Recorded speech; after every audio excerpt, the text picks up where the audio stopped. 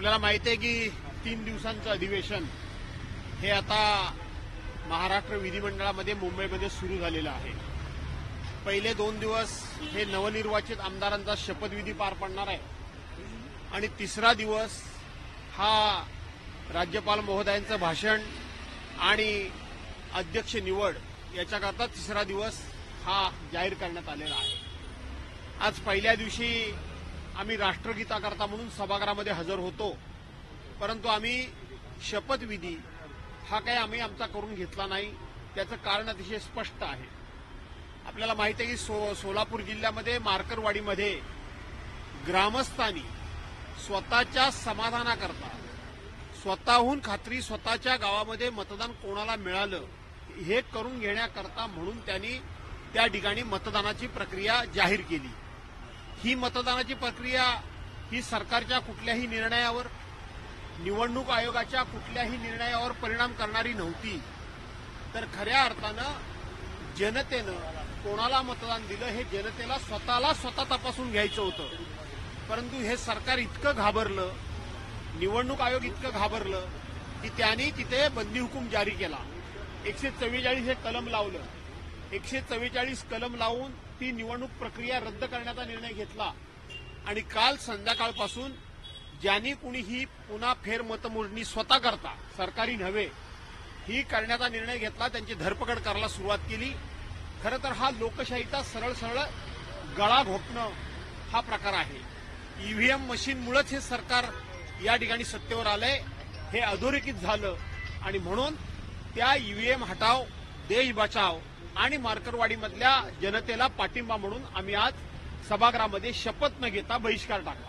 पण उद्या आमदार महाविकास आघाडीचे आमदार उद्या शपथ घेणार आहेत, त्याकडे 2 दिवस असं आहे की शेवटी असं आमदार म्हणून शपथ ही घ्यावीच लागणार आहे, शपथ घेतली पाहिजे।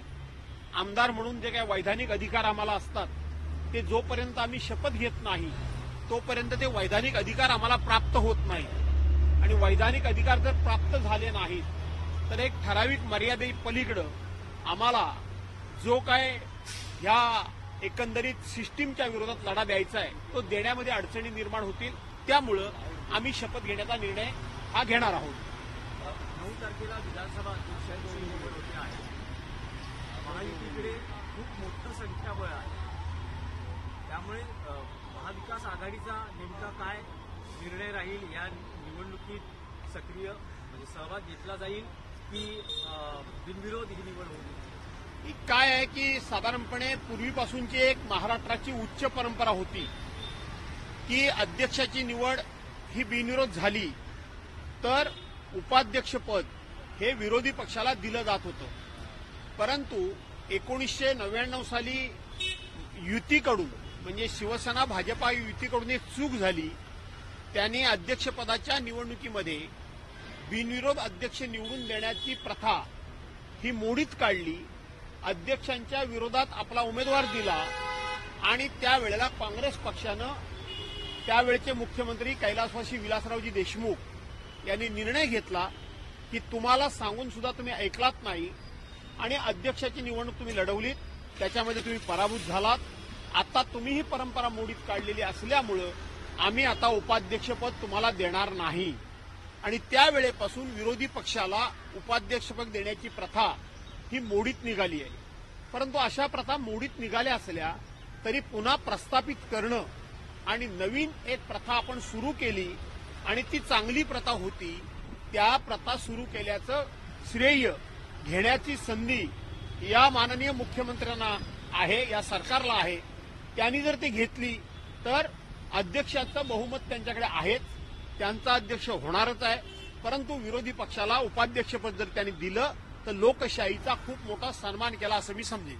मुख्यमंत्र्यांना उद्धव ठाकरे जाणार आहेत यांनी असं म्हटलं आहे की विरोधी पक्षनेता ठरवण्यासंदर्भातले जे काही अधिकार आहे किंवा तो जो निर्णय आहे तो विधानसभा अध्यक्षांचा असेल आणि तुम्हीही पक्षाकडून एक पत्र दिलेलं आहे की नेमकी प्रक्रिया काय आहेत, नियम काय आहेत? आपण अत्यंत महत्वाचा प्रश्न विचारलेला आहात।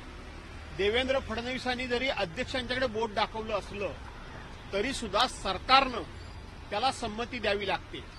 माझी खात्री आहे की देवेंद्र फडणवीस विरोधी पक्ष नेत्याच्या पदाला मान्यता देण्याकरता म्हणून 2 उपमुख्यमंत्र्यांसह अध्यक्षांच्याकडं की विरोधी पक्षनेता पद तुम्ही जर जाहीर केलं तर आमची कोणतीही अडचण किंवा विरोध असणार नाही असं मनमोकळेपणे देवेंद्र फडणवीस मुख्यमंत्री या नात्यानं सांगतील असा मला विश्वास वाटतो. याचं कारण जरी ते अध्यक्षांना अधिकार असले तरी मी पहिल्या दिवशी आपल्या विधिमंडळ सचिवांना पत्र दिलंय की विरोधी पक्षाची निवड कोणत्या नियमानुसार आणि कोणत्या कायद्यानुसार केली जाते ती सांगा.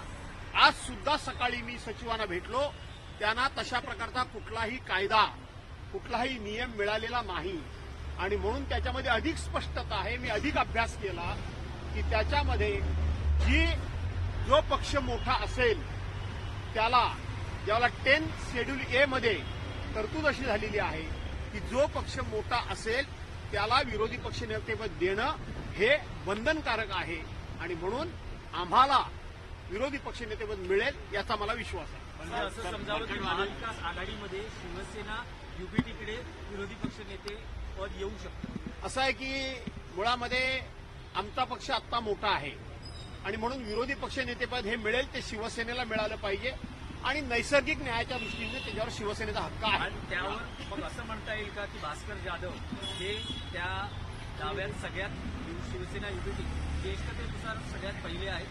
नाही, भास्कर जाधव आमदार म्हणून जरूर ज्येष्ठतेनुसार पहिले आहेत, परंतु माझ्या पक्षाला हे पद मिळेल त्याचा मला सर्वोच्च आनंद असेल. राहुल गांधी मरकटवाडीला जाणार आहेत, उद्धव ठाकरे जातील का? शरद पवार असं आहे की उद्धव साहेब जातील असं मला वाटतं मरकटवाडीला, कारण शेवटी हा पाठिंबा देण्याची गरज आज संपूर्ण देश पातळीवर झालेली आहे. ज्या राज्यातल्या निवडणुका होतात त्या राज्यातली जनता, त्या राज्यातले लोक, त्या राज्यातले पत्रकार, त्या राज्यातले विचारवंत हे ईव्हीएम मशीनवर शंका घेतात. परंतु ही पहिली निवडणूक अशी आहे की महाराष्ट्राची निवडणूक झाल्यानंतर उभ्या देशानं आणि जगानं ही निवडणूक ही प्रामाणिकपणे झालेली नाही. हा विजय महायुतीचा नाही, तर हा विजय आहे तो ईव्हीएम मशीनचा आहे. अशा पद्धतीची ओरड अख्खं जग करतंय, पुरा देश करतोय आणि म्हणून ही निवडणूक ही ईव्हीएमनी जिंकलेली असल्यामुळं खऱ्या अर्थानं लोकशाही आणि खऱ्या अर्थानं संविधान याला जो धोका म्हटला जातो तो हाच आहे. त्यामुळं या संदर्भामध्ये सर्वांनी उठाव करण्याची गरज आहे. अजित पवारांची आघाडीतला एक महत्वाचा पक्ष म्हणजे समाजवादी पक्ष यांना आपण महाविकास आघाडीतून बाहेर पडत आहोत असं सांगितलेलं आहे. त्यासाठी त्यांनी सांगितलं की उद्धव बाळासाहेब ठाकरे पक्ष बाबरी मस्जिदच्या पाडण्याचं समर्थन करतं, अशा आघाडीबरोबर आम्ही जाऊ शकत नाही. असं आहे की बाबरी मशीद हा विषय 1992-93चा आहे, आजचा नाहीये. आणि त्या दिवशी जी शिवसेनेने घेतलेली भूमिका ही भूमिका आजही शिवसेनेची तीच भूमिका आहे. 31 वर्षानंतर समाजवादी पक्षाला उपरती झाली का? 31 वर्षानंतर समाजवादी पक्षाला शिवसेनेच्या भूमिकेबद्दल या ठिकाणी डाऊट आला का? शंका आली का? ही भूमिका त्यांना न पटणारी होती असं 31 वर्षानंतर त्यांना कळलं का? हीच भूमिका पक्षाचे मुख्यमंत्री असताना माननीय उद्धव साहेबांनी अनेक वेळा मांडलेली आहे. त्यामुळं समाजवादी पार्टी ही आता जरी कुठल्याही आमच्या भूमिकेबद्दल आम्ही महाविकास आघाडीतून बाहेर पडतो असं सांगत असली तरी मला असं वाटतं की समाजवादी पार्टी कुठे ना कुठेतरी सत्ताधारी पक्षाच्या बाजूला झुकलेली दिसते. त्याचं असंही म्हणणं आहे की महाविकास आघाडीमध्ये नेत्यांमध्येच समन्वय नव्हता, एकमेकांच्या स्टेजवर जाणं नेत्यांनी टाळलं, सगळा गोंधळ होता. महाविकास आघाडीत जागा वाटप असेल किंवा निवडणूक लढतानाही असेल, समाजवादी पक्षाची ती जर मांडणी असेल, ते म्हणणं असेल तर त्याचा विचार करावा लागेल. जर आमच्या नेत्यांमध्ये समन्वय नसेल तर त्याच्यामध्ये सुधारणा करावी लागेल. ते मी नाकारत नाहीये. ती सुधारणा करणं हे महाविकास आघाडीच्या दृष्टीने हिताचं आहे.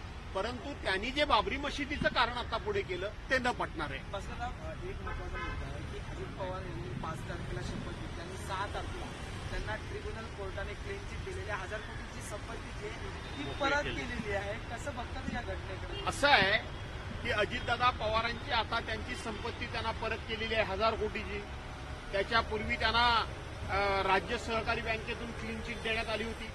त्याच्या अगोदर त्यांना 70,000 कोटी रुपयाच्या इरिगेशन घोटाळ्यातून त्यांना क्लीन चिट देण्यात आली होती. आणि म्हणून मला असं वाटतं की माननीय देशाचे पंतप्रधान नरेंद्रभाई मोदी यांनी एक नारा दिला होता की एक है तो सेफ है.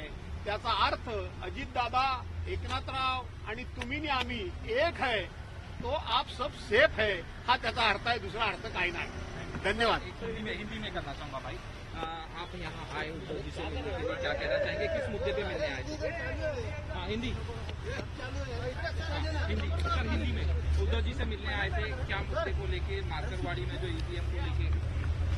ऐसा है कि आज महाराष्ट्र विधिमंडल का अधिवेशन शुरू हो गया है और इस अधिवेशन में 2 दिन शपथ ली जाएगी और तीसरे दिन वहां राज्यपाल महोदय का भाषण होगा और अध्यक्ष पद का चुनाव भी होगा. तो मार्करवाड़ी में जिस तरह से जनता को कुचल जा रहा है, वहां डेमोक्रेसी को कुचल जा रहा है, संविधान की कोई धज्जियां उड़ा रहा है और लोगों को डेमोक्रेसी, लोगों का हक छीना जा रहा है. लोगों का कहना क्या है कि हम हमारे सेटिस्फैक्शन के लिए हम बैलेट पेपर पे वोटिंग करेंगे कि हमने वोट किसको दिया. इसमें गवर्नमेंट का संबंध नहीं आता. इसमें इलेक्शन कमिश्नर का कोई उसने जो डिसीजन लिया है उसके ऊपर कोई इफेक्ट होने वाला नहीं. तो ये पुलिस बल लगा के 144 लगा के जमावबंदी लगा के लोगों को अरेस्ट करने की जरूरत क्या है? कुछ भी नहीं है. लोग अपना मत प्रदर्शन नहीं कर सकते क्या? इसके खिलाफ हमने आज राष्ट्रगान के लिए हाउस में हाजिरी लगाई, लेकिन हमने गवर्नमेंट का निषेध करने के लिए, ईवीएम का निषेध करने के लिए हमने शपथ नहीं ली. कल शरद पवार जी जा रहे हैं वहाँ पे, राहुल गांधी भी जाएंगे, क्या उद्धव ठाकरे जाएंगे? जरूर जाएंगे. उद्धव साहब जरूर जाएंगे. उद्धव साहब जाने ही वाले हैं. आपको शायद परसों को 4 दिन पहले आपने देखा, बाबा आड़ाव जैसे सीनियर लीडर, सीनियर नेता, सीनियर सिटीजन जब भूख हड़ताल पे बैठते हैं तो उनको भी जाके उद्धव साहब मिले और उनकी भूख हड़ताल उन्होंने खत्म कर दी. उनको पानी पिला दिया, शरबत पिला दिया. मुझे लगता है उद्धव साहब जाएंगे. अजित पवार की प्रॉपर्टी रिलीज की गई है जो अटैच थी 1000, क्या कहना चाहिए? यही कहना है कि देश के पंतप्रधान जी ने कहा था कि हम एक है तो सेफ है. हमें लगा था कि वो इलेक्शन का नारा है, लेकिन ये नारा अजित दादा पवार के लिए है, एकनाथराव शिंदे के लिए है कि तुम कुछ भी करो, कितना भी घपला करो, कितना भी करप्शन करो, कुछ भी गलतियां करो, तुम हमारे साथ में रहो.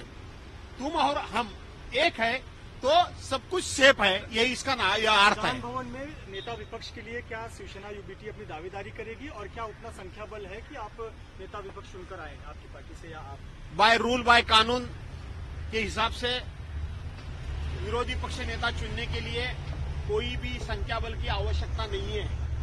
ऐसा कोई भी कानून नहीं है. पहले दिन ही मैंने लेटर दिया है वहां के चीफ सेक्रेटरी जो है हमारे विधिमंडल के, उनको लेटर दिया है कि ऐसा कौन सा कानून है. आज तक उन्होंने मुझे ऐसा कोई कानून बताया नहीं. तो मुझे लगता है ये गवर्नमेंट और जो भी नए अध्यक्ष जी होंगे वो अपोजिशन लीडर चुनने का निश्चितपणे परमिशन देंगे. आप लोगों ने आज शपथ नहीं ली, कल लेंगे शपथ? क्या शपथ तो लेनी है.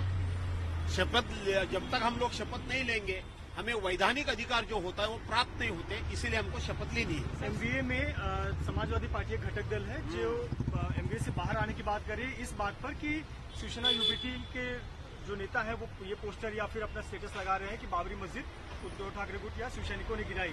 ऐसा है, बाबरी मस्जिद वाला मसला जो है वो 1992-1993 का है.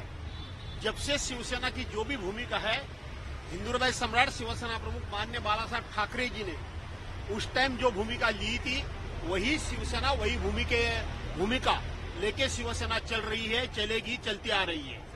तो इसका बहाना बनाने का समाजवादी पार्टी को कोई कारण नहीं है. ये बहाना बना रहा है. मुझे लगता है कोई अलग कारण होता है, वो ये बहाना बना रहे हैं. इसमें कोई ज्यादा मुझे लगता है कि कोई ऐसा सिरियसनेस नहीं है. सर एक शेवटचा प्रश्न आहे की आता सुनील राऊतांनी एक ट्विट केलेलं त्यात त्यांनी म्हटलं की मी राजीनामा द्यायला तयार आहे कारण की मी 40 ते 50,000चं लीडनी जिंकून आलो होतो, पण मी फक्त 16,000चं लीडनी जिंकून आलो. कसं होतं ते त्या घटनेत? असं आहे की प्रत्येकाला खात्री आहे की आपण किती हजार मतांनी निवडून येणार याची प्रत्येकाला खात्री आहे. म्हणूनच सांगतो की ही सगळी गडबड जी आहे ती ईव्हीएमची गडबड आहे.